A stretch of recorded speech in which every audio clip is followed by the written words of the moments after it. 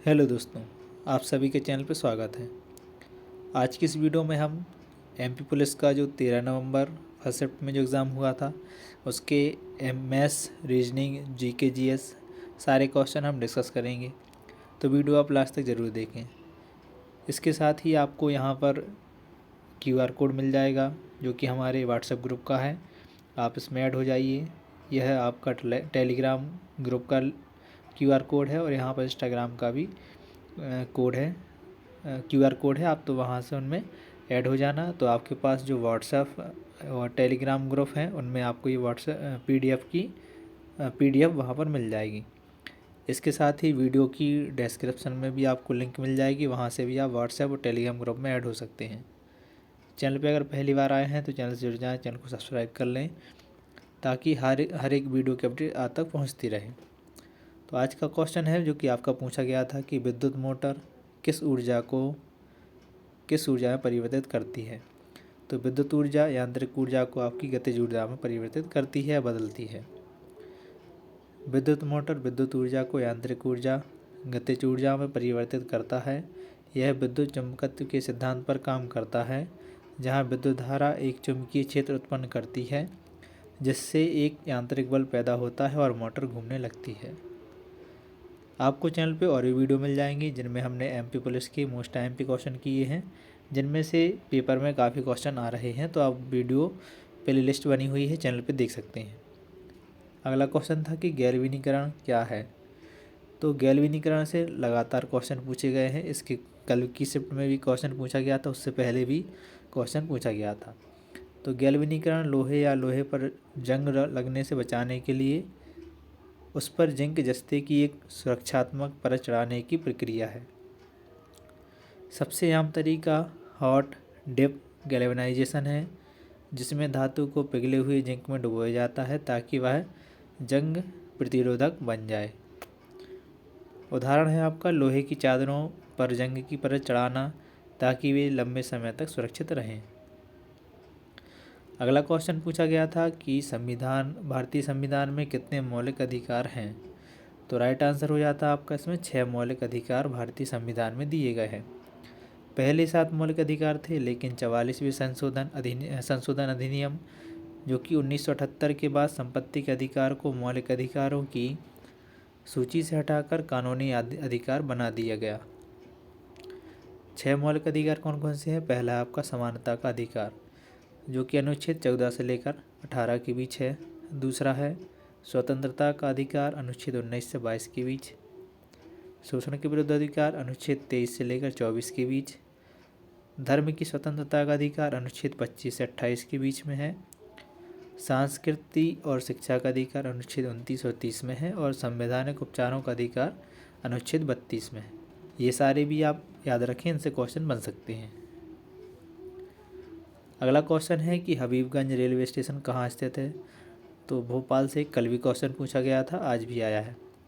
तो Habibganj railway station Madhya Pradesh की राजधानी भोपाल में है। अब इस स्टेशन का नाम बदलकर रानी कमलापति रेलवे स्टेशन रखा गया है, जिसका कोड भी आपसे पूछा जा सकता है। तो इसका कोड है RKMP। पहले इसे हबीबगंज रेलवे स्टेशन के नाम से जाना जाता था। अगला क्वेश्चन पूछा गया था मध्य प्रदेश में सर्वाधिक वर्षा कहाँ होती है। तो मध्य प्रदेश में सर्वाधिक वर्षा पचमढ़ी में होती है। पचमढ़ी होशंगाबाद ज़िले में सतपुड़ा पर्वत श्रृंखला के नीचे स्थित है। यहाँ औसतन 215 सेंटीमीटर लगभग 2150 मिलीमीटर वर्षा होती है। इसे मध्य प्रदेश का चेरापूंजी भी कहा जाता है। IMP है, ये क्वेश्चन आ सकता है। स्थान ये पचमढ़ी में है। वर्षा होती है 215 सेंटीमीटर से के आसपास वर्षा होती है, जिसको हम 21 से 50 मिलीमीटर में दर्शाते हैं।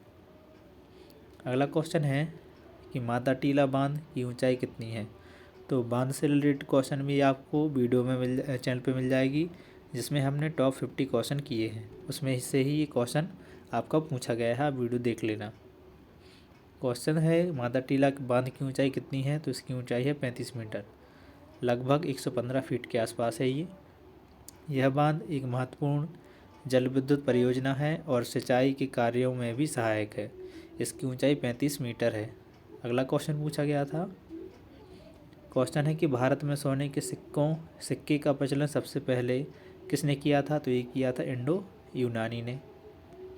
भारत में सबसे पहले सोने के सिक्के इंडो यूनानी राजाओं ने जारी किए थे। कुछ स्रोतों के अनुसार कुषाण वंश के बिम किडफिसेस ने भी सोने के सिक्के जारी किए थे। राजा मिनेंडर जिन्हें मिलिंद जैसे शासक इस काल में हुए थे। अगला क्वेश्चन पूछा गया था आपसे कि राज्यसभा में राष्ट्रपति कौन से अनुच्छेद के अनुसार सदस्यों को नामित करता है? तो इसका राइट आंसर था अनुच्छेद 80। राज्यसभा में सदस्यों को अनुच्छेद 80 के अनुसार नामित किया जाता है। इस अनुच्छेद के तहत राष्ट्रपति साहित्य, विज्ञान, कला और समाज सेवा क्षेत्रों में विशेष ज्ञान या अनुभव रखने वाले 12 सदस्यों को नामित करता है। अगला क्वेश्चन है कि ओलंपिक मुक्केबाजी में कितने जज बैठते हैं? तो राइट आंसर है इसमें 5 जज बैठते हैं। ओलंपिक मुक्केबाजी में 5 जज रिंग साइड पर बैठकर स्कोरिंग करते हैं। ये जज मुक्केबाजी को उनके द्वारा लगाए गए प्रभावी मुक्कों, मुकाबलों में उनके दबदबे, तकनीक और सामरिक श्रेष्ठता के आधार पर अंक देते हैं। अगला क्वेश्चन है कि एलपीजी पॉलिसी किसके मार्गदर्शन में आई? राइट आंसर है डॉक्टर मनमोहन सिंह। यहाँ पर एलपीजी का अर्थ होता है लिबरलाइजेशन, उदारीकरण, प्राइवेटाइजेशन, निजीकरण और ग्लोबलाइजेशन मतलब वैश्वीकरण। यह नीति 1991 में भारत में लागू की गई। उस समय देश की आर्थिक व्यवस्था बहुत कमज़ोर स्थिति में थी। विदेशी मुद्रा भंडार घट गया था और आर्थिक संकट गहराता जा रहा था। तब तत्कालीन प्रधानमंत्री पीवी नरसिम्हा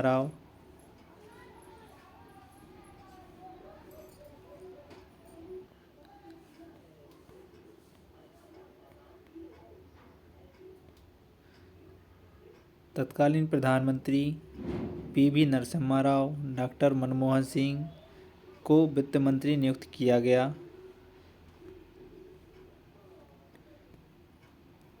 उनके मार्गदर्शन और आर्थिक सोच के तहत भारत में यह आर्थिक सुधार नीति लागू की गई। तो तत्कालीन प्रधानमंत्री पीवी नरसिम्हा राव और डॉक्टर मनमोहन सिंह वित्त मंत्री थे, उन्होंने इसको लागू करवाया था। अगला क्वेश्चन था कि धरती आबा के नाम से किसे जाना जाता है? तो धरती आबा के नाम से भगवान बिरसा मुंडा को जाना जाता है। तो आपका राइट आंसर हो जाएगा भगवान बिरसा मुंडा।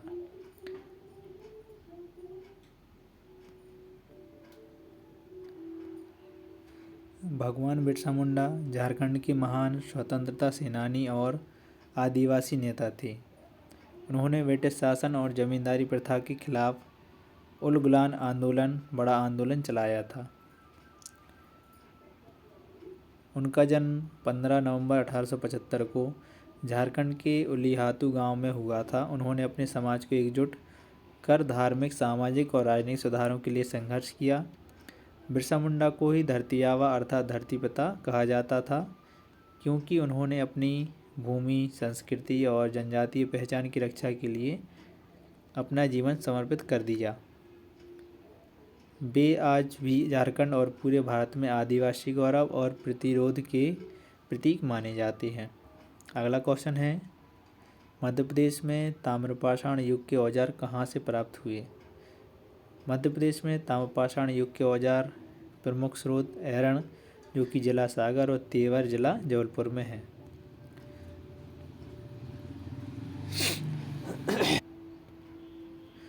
इन स्थानों पर भारतीय पुरातत्व सर्वेक्षण ASI द्वारा खोदाई की गई, जिसमें ताम्रपाषाण युग के कई औजार और वस्तुएं प्राप्त हुईं। इसके अतिरिक्त बालाघाट जिले के गंगोरिया से भी बड़ी संख्या में प्रागैतिहासिक तांबे के उपकरण मिले हैं। अगला क्वेश्चन है कि बैंकों के राष्ट्रीयकरण करने का उद्देश्य था। तो इसके कई सारे उद्देश्य थे, इनमें से कौन सा ऑप्शन में पूछा गया था आप देख लेना। बैंकिंग सेवाओं का विस्तार, ग्रामीण और वंचित वर्गों तक पहुंचाना। दूसरा था कि बैंकिंग संस्थाओं का न्यायसंगत वितरण सुनिश्चित करना। ताकि हर क्षेत्र में आर्थिक समानता लाई जा सके। फिर था कृषि और छोटे उद्योगों को बढ़ावा देना जिससे रोजगार के अवसर बढ़ें। देश के आर्थिक विकास को गति देना और आर्थिक संसाधनों का उचित उपयोग करना। फिर चौथा 5वां नंबर का है बैंकिंग क्षेत्र को सार्वजनिक नियंत्रण में लाना ताकि यह निजी लाभ की बजाय जनहित में कार्य कर सके। देश की आर्थिक आवश्यकताओं के अनुरूप बैंकिंग प्रणाली को अधिक प्रभावी बनाना। अगला क्वेश्चन है मैथ्स का क्वेश्चन आया था आपका कि समांतर चतुर्भुज, हीरा, वर्ग त्रिभुज इनमें से कौन सा गोले के अंदर बनाया जा सकता है? तो राइट आंसर था आपका वर्ग। डिटेल में आप इसको वीडियो को रोक के देख सकते हैं। फिर एक क्वेश्चन पूछा गया था, एक क्वेश्चन आपसे पूछा गया था गोले का कि अर्धगोले का जो आयतन है 50.2 है तो उसकी त्रिज्या बताइए। तो जो अर्धगोले का आयतन होता है 2/3 पाई आर क्यू होता है। तो जब हम इसमें मान रखेंगे तो हमारा आंसर आने वाला था, वो आंसर आएगा त्रिज्या 2.9 सेंटीमीटर, लगभग इतना आंसर आपका आ जाएगा। वीडियो को रोक के आप इसका सॉल्यूशन अच्छे से कर सकते हैं।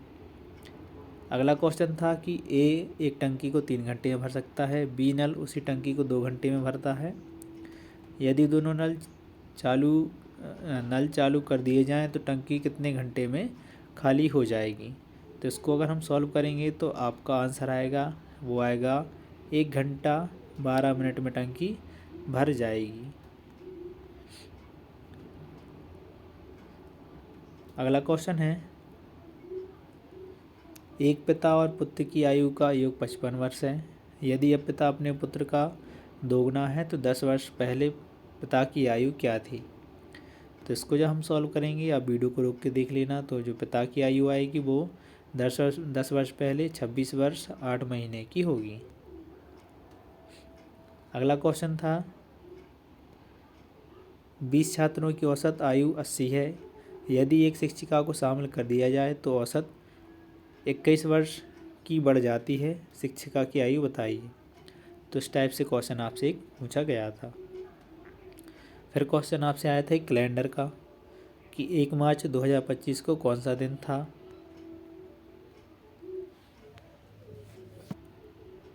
पूछा गया था कि 1 मार्च 2025 को कौन सा दिन था। तो इसको जब हम सॉल्व करेंगे तो आपका राइट आंसर आ जाएगा शनिवार। एक क्वेश्चन आया था कि शब्द है एम्पैथी को अरेंज कीजिए। एम्पैथी को हमें अरेंज करना था, सही रूप में इसको लिखना था। फिर अगला क्वेश्चन आया था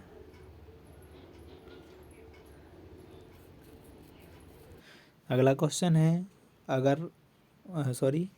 माता अगर पिता से संबंधित है तो पुत्र पुत्री से संबंधित है तो भाई किस संबंध से होगा? तो राइट आंसर हो जाएगा बहन। अगला क्वेश्चन है एक व्यक्ति उत्तर में 15 किलोमीटर जाता है, वहाँ से दाएं मुड़ता है, 10 किलोमीटर जाता है, वहाँ से फिर बाएं मुड़ता है और 5 किलोमीटर जाता है। तो इसकी प्रारंभिक स्थान से दूरी कितनी होगी? तो इसको जब हम सॉल्व करेंगे तो राइट आंसर आपका हो जाएगा लगभग 22.4 किलोमीटर।